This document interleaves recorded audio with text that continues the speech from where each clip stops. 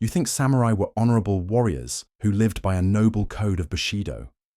You think their world was one of disciplined meditation, refined tea ceremonies, and sacred devotion to their lords. Tomorrow you'd wake up to discover that behind closed shoji screens, Japan's most powerful warlords practiced sexual rituals so twisted they'd make modern scandals look like children's games.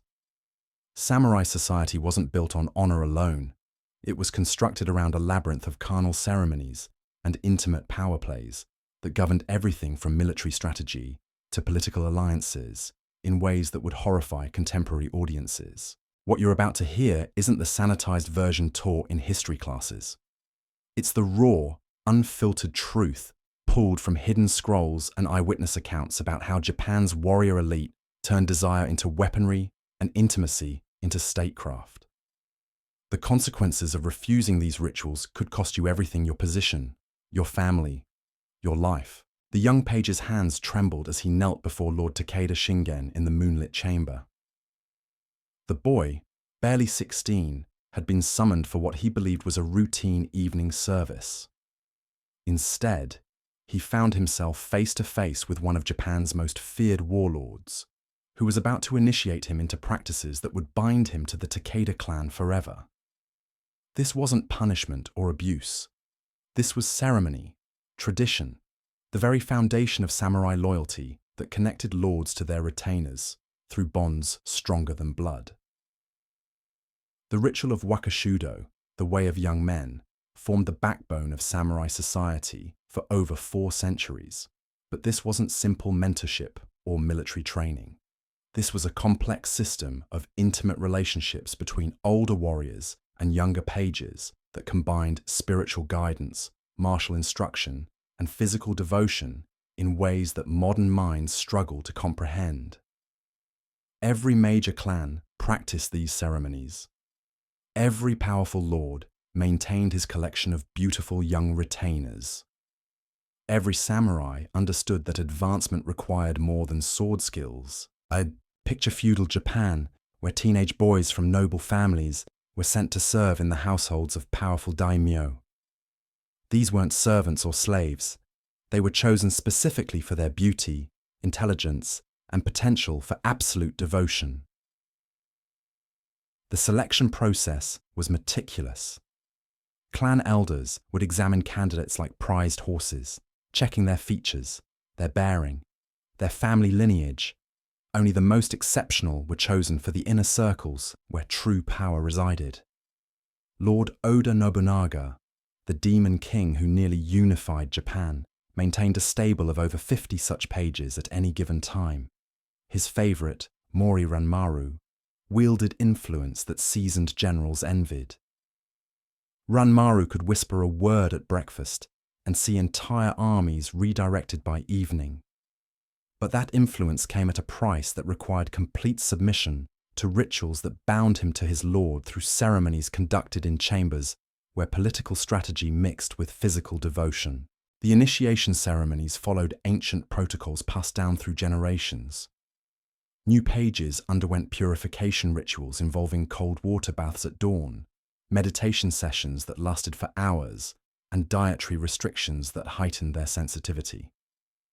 They learned to read their lord's moods from the subtlest gestures, to anticipate needs before they were spoken, to become extensions of their master's will through training that encompassed mind, body, and soul. But the true education began after dark.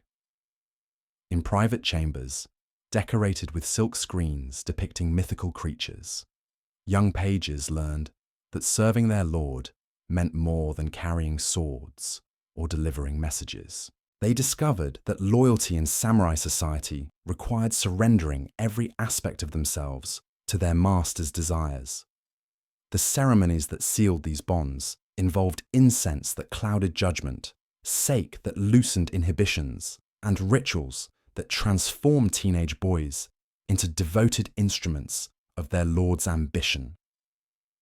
The psychological conditioning was extraordinary. Pages learned to find pleasure in submission, to derive satisfaction from their lord's approval, to view their own bodies as tools for advancing clan interests. They were taught that resistance meant dishonor, that hesitation suggested disloyalty, that their highest achievement lay in becoming so attuned to their master that they could serve without conscious thought. Master Takuan, the famous Zen monk who advised multiple shoguns, wrote extensively about these practices in coded language that scholars are only now beginning to decipher. His scrolls describe meditation techniques that prepared young minds for complete surrender, breathing exercises that heightened physical sensitivity, and spiritual practices that convinced pages their ultimate enlightenment lay in perfect service to their lords. The ceremony chambers themselves were designed for psychological impact. Soft lighting from paper lanterns created an otherworldly atmosphere. The scent of sandalwood and cherry blossoms masked other odors. Tatami mats provided comfortable surfaces while maintaining the traditional aesthetic. Every detail was calculated to create an environment where normal social boundaries dissolved and new loyalties could be forged through intimate bonding. Lord Imagawa Yoshimoto, before his defeat at Okehazama, was renowned for ceremonies that lasted entire nights. His pages would enter these sessions as confused teenagers and emerge as devoted retainers willing to die for their master without question. The transformation wasn't accidental. It was the result of carefully orchestrated experiences that rewired their fundamental understanding of duty, loyalty, and personal identity. The documents describing these practices use elaborate euphemisms and poetic language that concealed their true nature from outsiders while preserving the knowledge for initiates. References to moon viewing ceremonies, flower appreciation gatherings, and poetry competitions masked activities that would reshape the participants' entire worldview.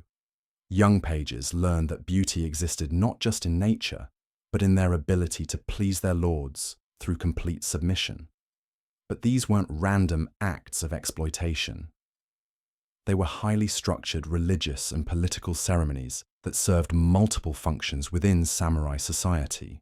The intimate bonds created through these rituals ensured absolute loyalty that couldn't be bought with gold or threatened with steel.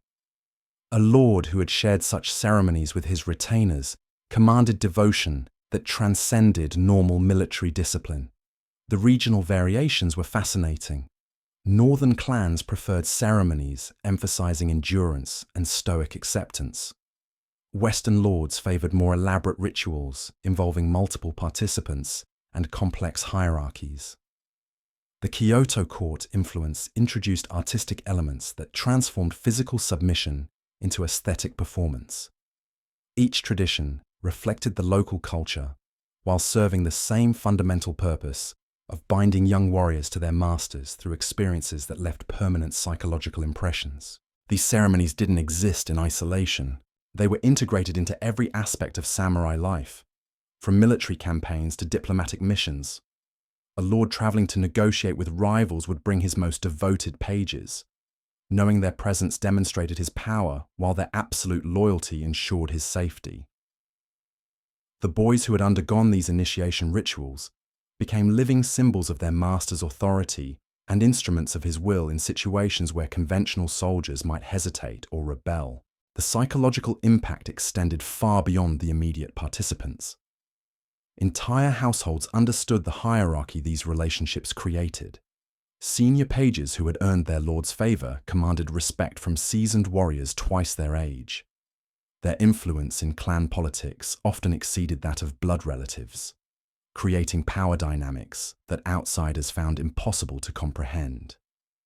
But the true genius of this system lay in how it created networks of loyalty that extended across generations and between clans. Pages who eventually became lords themselves would seek out former companions for their own retinues, creating webs of intimate connection that influenced political alliances and military strategies throughout feudal Japan. The documentation of these practices exists in private collections and temple archives that scholars have only recently begun to examine seriously.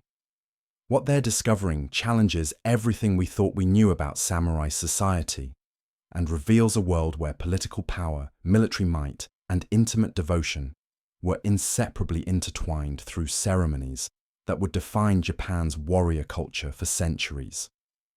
The surviving records from the Tokugawa archives reveal ceremonies so elaborate they required months of preparation and teams of specialists. The shogun's personal pages underwent rituals that began before dawn and continued past midnight, involving precise choreography that governed every gesture, every breath, every moment of contact. These weren't spontaneous encounters, but theatrical performances where timing, positioning, and emotional response were rehearsed until they became second nature. The preparation chambers adjacent to the shogun's private quarters contained equipment that modern archaeologists initially mistook for torture devices. Silk restraints designed for comfort rather than pain, ivory implements carved with intricate patterns, bronze vessels filled with oils that heightened sensation while maintaining the aesthetic beauty samurai prized above all else.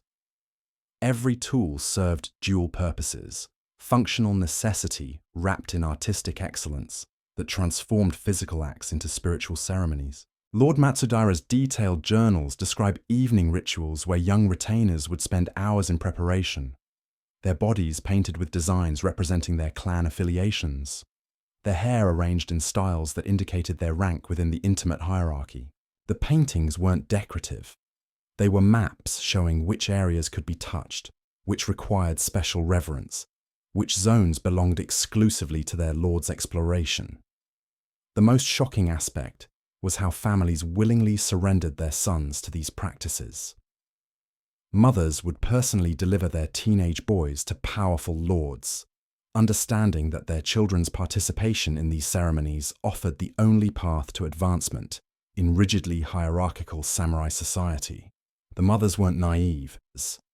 They knew exactly what their sons would endure, but they also understood that surviving these rituals meant securing their family's future for generations. The selection process revealed the calculated nature of these arrangements. Lords would visit provincial temples during seasonal festivals, ostensibly for religious observance, but actually to evaluate potential candidates among the young acolytes. The monks, complicit in these transactions, would arrange private audiences where teenage boys demonstrated their suitability through performances that combined religious devotion with physical display. But the ceremonies extended beyond individual relationships to encompass entire military campaigns. When Lord Uesugi Kenshin prepared for his legendary battles against Takeda Shingen, his pre-war rituals involved intimate ceremonies with selected pages that were believed to transfer spiritual strength from the devoted young warriors to their commander.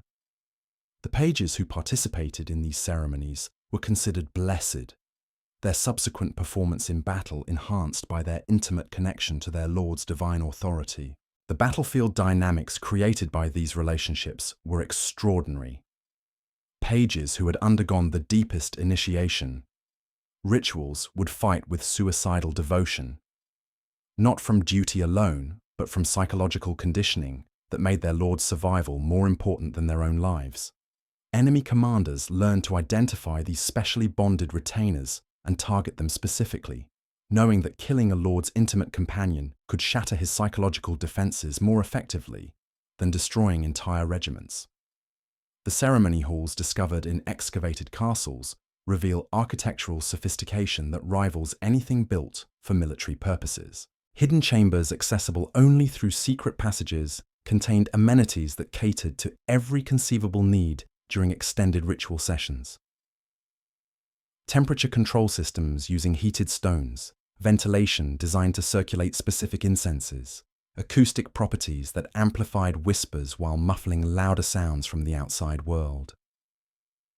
The psychological manipulation involved in these ceremonies was extraordinarily sophisticated. Young pages underwent gradual conditioning that began with seemingly innocent tasks, carrying their lord's personal items, sleeping in his chambers for protection, sharing meals in increasingly intimate settings. The progression was so subtle that participants often didn't recognize when routine service transformed into something far more complex and binding. Master Yagyu Munenori's secret teachings describe meditation techniques specifically designed to prepare young minds for complete ego dissolution during these ceremonies. The breathing exercises weren't just spiritual preparation, they were psychological conditioning that made resistance impossible by convincing participants that their individual desires were obstacles to achieving perfect harmony with their Lord's will. The regional variations in these practices reflected different philosophical approaches to the same fundamental goal of creating unbreakable loyalty bonds. The Satsuma clan emphasized physical endurance, conducting ceremonies that tested a page's ability to maintain composure during increasingly intense experiences. The Choshu tradition focused on emotional submission, using techniques that broke down psychological barriers until participants felt genuine gratitude for their lord's attention regardless of its nature. The samurai code you learned about in school was just the surface of a far darker reality.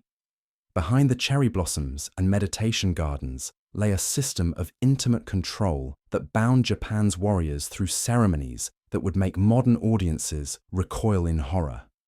These weren't aberrations or corruptions of Bushido. They were Bushido, the true foundation upon which samurai loyalty was built for centuries. Every tea ceremony, every flower arrangement, every moment of aesthetic beauty in samurai culture existed alongside practices that transformed young men into instruments of their master's will through rituals that left permanent psychological scars. The next time you see a samurai film or read about the noble warrior code, remember what happened behind those silk screens. Remember the teenage boys who surrendered everything to advance their family's fortunes. Remember the lords who wielded intimacy as expertly as they wielded swords. The honor we celebrate was paid for with innocence we choose to forget. History isn't just what survived in official records. It's also what was hidden in private chambers where power revealed its true face.